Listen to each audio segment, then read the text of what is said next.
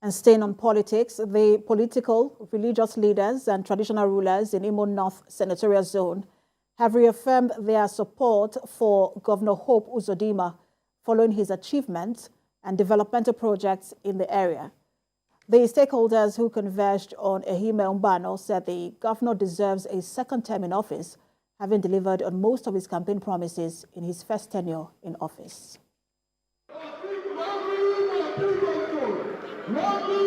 Ahead of the November governorship election in Imo State, the stakeholders comprising the political, religious, women leaders and traditional rulers from the 6 local government areas of Imo North Senatorial District gathered to reaffirm their support for Governor Hope Uzodimma's re-election. As a symbol of unity, they are here to appraise the 3.5 years of Hope Uzodimma-led administration, especially as it affects the zone. The leaders are pleased with the developmental strides of the government and pledged their support. promotion for 10 years, no promotion in Imo State. He has done it. Employment, he's given it. Pensioners, they are being paid. Those who retire, they are being taken all the allowances. The traditional rulers on your money. Free access to medical care for women, pregnant mothers that can now go to the hospital and get treatment without being afraid that they don't have money. Our governor has tried as much as possible to maintain peace in Imo State and in Okigwe zone.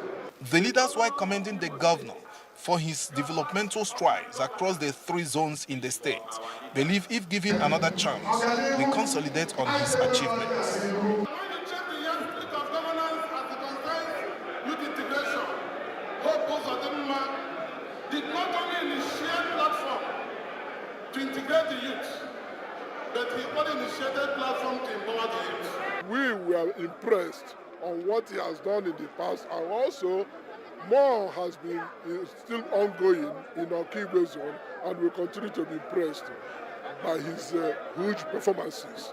As political activities for the November governorship election gear up, observers believe Imo State will not be a 2-horse race between PDP and APC. The reason, political events are gathering momentum across party lines. Prince Obar, TVC News, Owerri. State, where a coalition of All Progressives Congress support groups has called on members of the party to embrace unity and forge ahead despite the disappointing outcome at the last gubernatorial election. Addressing a press conference in Jalingo, the chairman of the group commended President Bola Tinubu for considering Taraba APC with 2 ministerial slots. Correspondent Wolabi Adenusi filed in this report. The recent ministerial nominees list forwarded for screening at the National Assembly by President Bola Tinubu has doused the political tension among the APC stakeholders in Taraba State.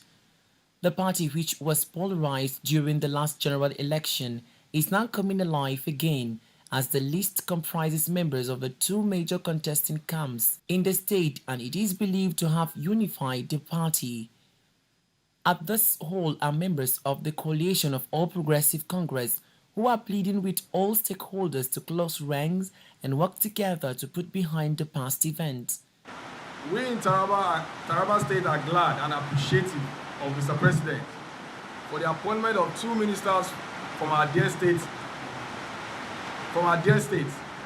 This is indeed a gesture that all APC loyalists and Taraba State patriots appreciate dearly.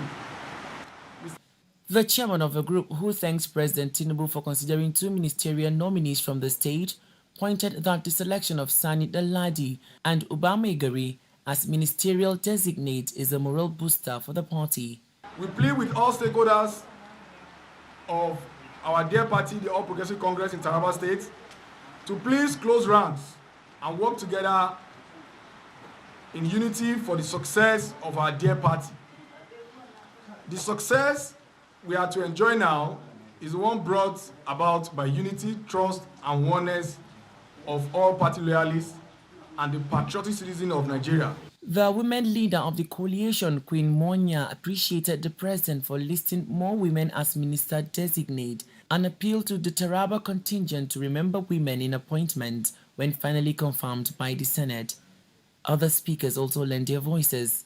My call to the new minister nominees that they should consider women in terms of appointment, because women are ever ready to work in any capacity and any way.